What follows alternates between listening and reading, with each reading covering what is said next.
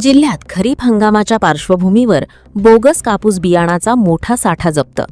शिंदखेडा तालुक्यात कृषी विभागाची कारवाई.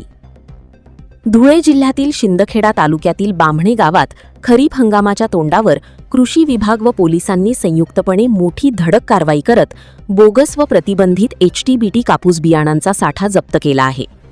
या कारवाईमुळे परिसरात एकच खळबळ उडाली असून शेतकऱ्यांमध्ये चिंतेचे वातावरण निर्माण झाले आहे. गोपनीय सूत्रांकडून मिळालेल्या माहितीच्या आधारे कृषी विभागाने पोलिसांच्या सहकार्याने रवींद्र नथू पाटील यांच्या राहत्या घरावर छापा टाकला.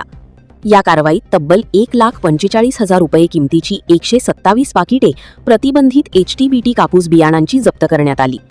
या प्रकरणी संशयित रवींद्र नथू पाटील राहणार बामणे तालुका शिंदखेडा यांच्या विरोधात विविध कायद्यांतर्गत गुन्हा दाखल करण्यात आला आहे. प्रशासनाच्या या कठोर कारवाईमुळे अवैध बियाणांच्या विक्रीवर आळा बसणार असल्याचे संकेत मिळत आहेत.